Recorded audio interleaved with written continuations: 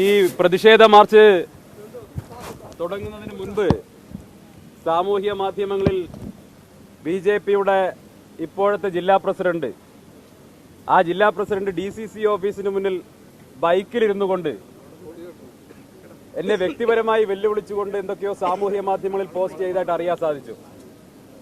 എനിക്ക് അവരോട് പറയാനുള്ളത്, അവനൊക്കെ അരമുറി ട്രൗസർ ഇട്ട് കണ്ണകി നഗറിലെ RSS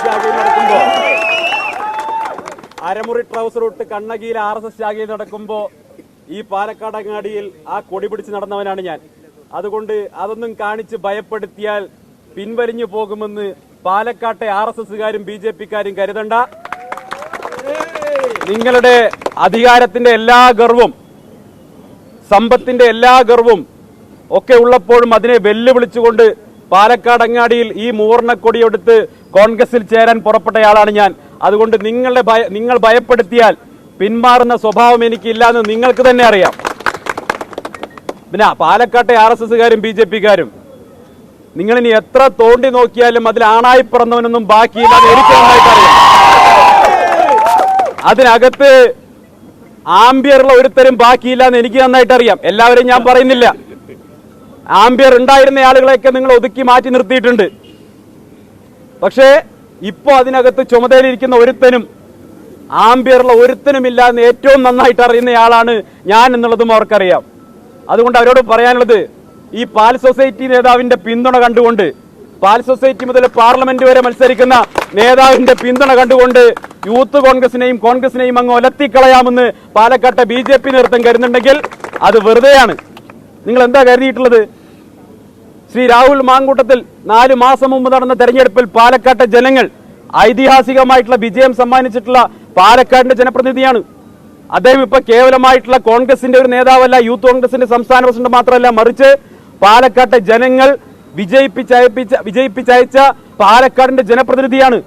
ആ ജനപ്രതിനിധിയുടെ തലയെടുക്കുമെന്നാണ് ഈ പാലക്കാട്ടെ ഒരു തുക്കട BJP നേതാവ് പറഞ്ഞിട്ടുള്ളതെങ്കിൽ അത് ഈ പാലക്കാട്ടെ ജനങ്ങളോടുള്ള വെല്ലുവിളിയാണ്, ജനാധിപത്യത്തോടുള്ള വെല്ലുവിളിയാണ്.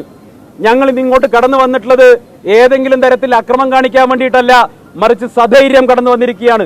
ഈ അക്രമത്തിന്റെ, കയ്യൂക്കിന്റെ, വയലൻസിന്റെ രാഷ്ട്രീയത്തിനെതിരായി രാഹുൽ ഗാന്ധി മുന്നോട്ട് വയ്ക്കുന്ന സ്നേഹത്തിന്റെ പ്രത്യയശാസ്ത്രമുള്ള ഒരു സംഘടനയാണ് ഞങ്ങൾ. പക്ഷെ സധൈര്യമാണ് കടന്നു വന്നിട്ടുള്ളത്. സ്നേഹത്തിന്റെ പ്രത്യയശാസ്ത്രം പറയുമ്പോഴും സധൈര്യം BJPയുടെ അക്രമ രാഷ്ട്രീയത്തിനെതിരായി നെഞ്ചുവിരിച്ചു നിൽക്കാനുള്ള ധൈര്യം ഇവിടുത്തെ യൂത്ത് കോൺഗ്രസിന്റെയും പ്രവർത്തകർക്കുണ്ട് എന്ന് ഓർപ്പിക്കാൻ ഞാൻ ആഗ്രഹിക്കുകയാണ്. പിന്നെ ഇവിടുത്തെ BJP പ്രവർത്തകരുടെയും അതല്ലെങ്കിൽ BJP നേതൃത്വത്തിന്റെയും ഒക്കെ ധൈര്യം, അത് സംബന്ധിച്ച നല്ല ധാരണ എനിക്കുണ്ട്. ശ്രീനിവാസൻ വധക്കേസ്, അതിന് തൊട്ടു മുൻപ് സുബൈർ വധം നടന്നതിന് ശേഷം ഇവിടുത്തെ BJP നേതാക്കളൊക്കെ ഏതൊക്കെ മാളത്തിൽ പോയി ഒളിച്ചിരുന്നു എന്നുള്ള കാര്യം ഏറ്റവും നന്നായിട്ട് അറിയുന്നയാളാണ് ഞാൻ. അന്ന് എന്നെ വിധിക്ക് വിട്ടുകൊടുത്തുകൊണ്ട്, ആ വിവരം എനിക്ക് നൽകാതെ കൊലയ്ക്ക് വിട്ടുകൊടുത്തുകൊണ്ട് മാറി നിന്നവരാണ് നിങ്ങൾ. സഹപ്രവർത്തകരെ ഒളിച്ചോടുന്ന സമയത്ത് സഹപ്രവർത്തകർ എവിടെയുണ്ട് എന്ന് പോലും നോക്കാതെ തിരിഞ്ഞോടുന്ന ശീലമുള്ള ആളുകളാണ് ഈ ബാരിക്കേഡിന് അപ്പുറത്ത് നിന്നുകൊണ്ട് ഇവിടെ കോൺഗ്രസിനെ വെല്ലുവിളിക്കുന്നത്. അതുകൊണ്ട് ഇവിടുത്തെ എന്റെ പഴയകാല സഹപ്രവർത്തകരോട് പറയാനുള്ളത്, BJP നേതാക്കളുടെ വീരസ്യം കേട്ടുകൊണ്ട്, അവരുടെ വാക്കുകൾ കേട്ടുകൊണ്ട് കോൺഗ്രസിന് നേരെയോ രാഹുൽ മാങ്കൂട്ടത്തിന് നേരെയോ വരാൻ നിങ്ങൾ തയ്യാറാവേണ്ട. ഏതെങ്കിലും തരത്തിൽ കേസ് വന്നാൽ ഒരു സംരക്ഷണവും ഇവന്മാരുടെ കയ്യിൽ നിന്ന് നിങ്ങൾക്ക് കിട്ടാൻ പോകുന്നില്ല. അതിന്റെ ഏറ്റവും വലിയ ഉദാഹരണമാണ് കഴിഞ്ഞ ദിവസം എനിക്ക് വന്നിട്ടുള്ള ഒരു വധഭീഷണി. ഒരു RSSകാരൻ എനിക്ക് അയച്ച വധഭീഷണിയാണ്. ഞാനത് മാന്യമായി ഈ നാട്ടിലെ ഒരു പൗരൻ എന്നുള്ള നിലയ്ക്ക് എനിക്ക് ആശ്രയിക്കാവുന്ന നിയമത്തിനെയും കോടതിയെയുമായതുകൊണ്ട് ഞാൻ നിയമത്തിന് മുന്നിൽ പരാതി കൊടുത്തു. പക്ഷെ എന്താ സംഭവിച്ചത്? RSSകാരൻ ഉടൻ തന്നെ എനിക്ക് മൊബൈലിൽ മാപ്പ് അയച്ചുകൊണ്ടേയിരിക്കുകയാണ്.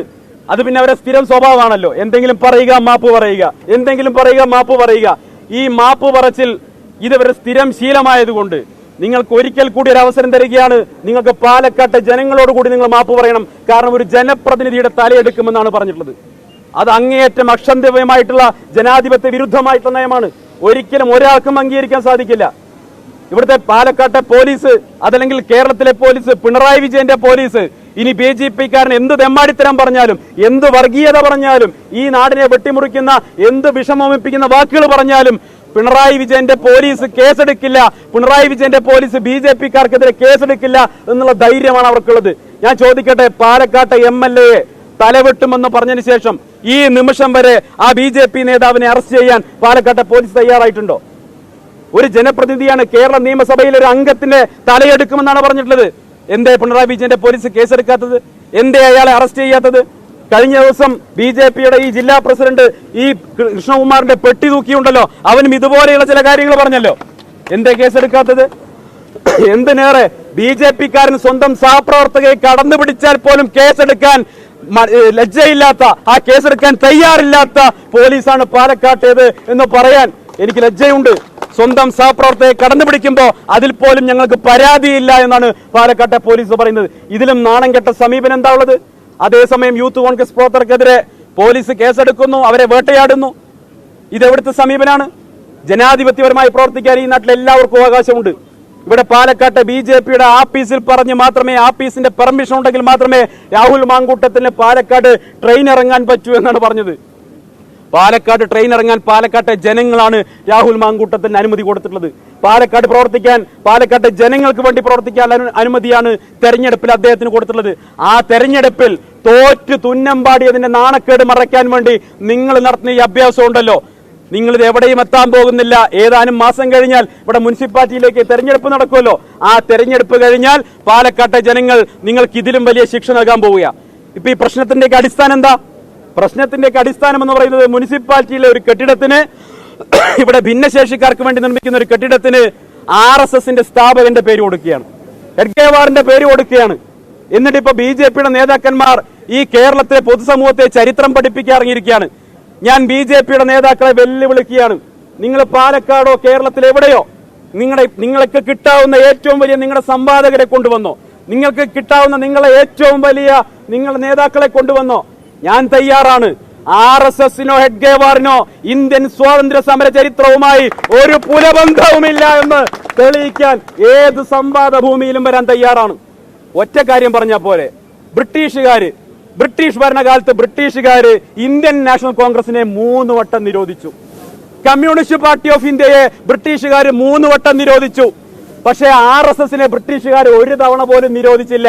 ആ ഒരു ഒറ്റ കാര്യം പോലെ ഇന്ത്യൻ ജനത ബ്രിട്ടീഷുകാരുടെ ഷൂവിന്റെ അടിയിൽ ഞെരിഞ്ഞമരുന്ന കാലത്ത് ആ ഷൂവിന് മുകളിൽ നക്കുന്ന പരിപാടിയായിരുന്നു RSSകാർ ചെയ്തിരുന്നത് എന്ന് തെളിയിക്കാൻ ഇതിലും മറ്റെന്ത് ഉദാഹരണം വേണ്ടത്?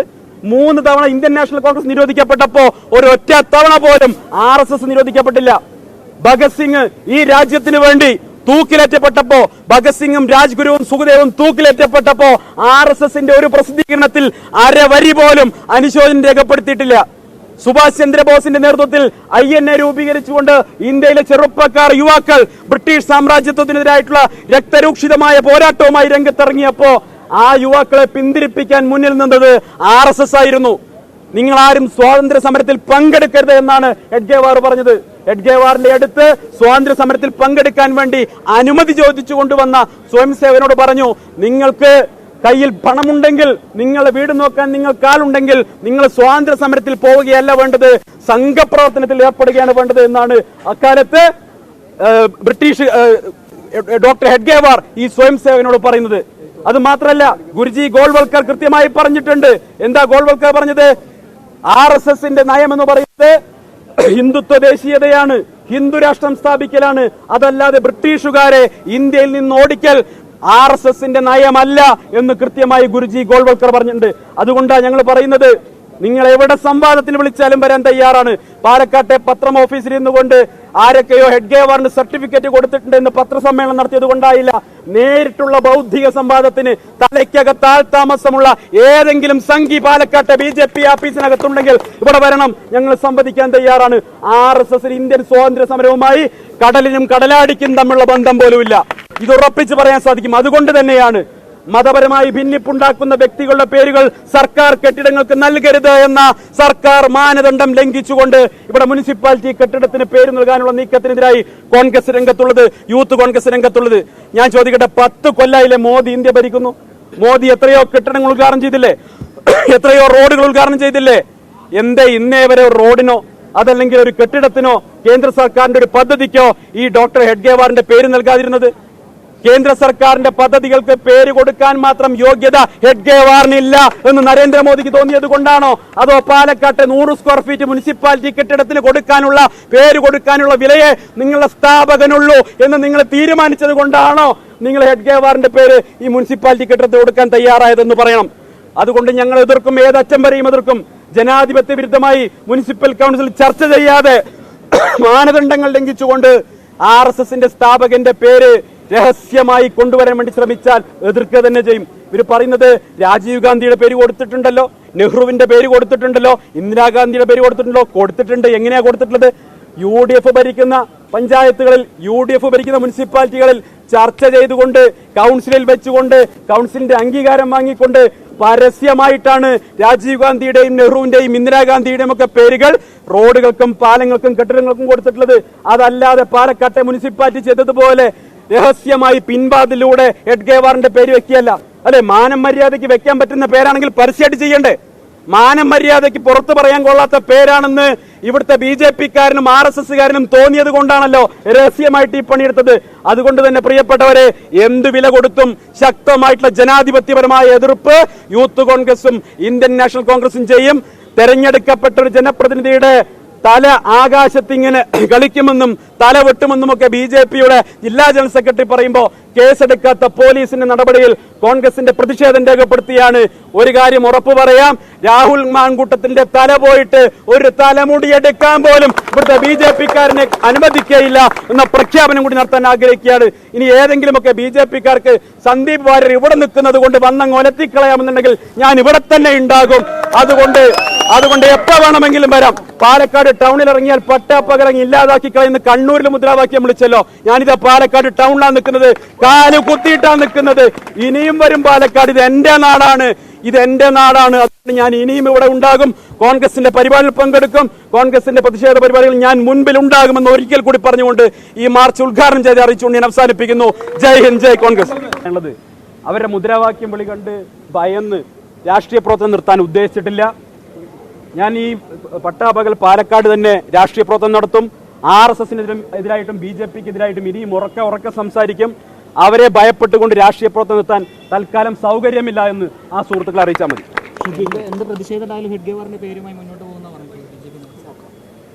സ്വാഭാവികമായിട്ട് പ്രതിഷേധവുമായിട്ട് ഞങ്ങൾ മുന്നോട്ട് പോകും. പ്രതിഷേധിക്കാൻ ജനാധിപത്യപരമായിട്ട് അവകാശമുണ്ടല്ലോ. അങ്ങനെ എല്ലാം ഒരു ബുൾഡോസർ രാജിലൂടെ നടപ്പാക്കുന്നത് പോലെ നടപ്പാക്കാൻ ഇത് യോഗി ആദിത്യനാഥിന്റെ ഉത്തർപ്രദേശല്ല, ഇത് കേരളമാണ്.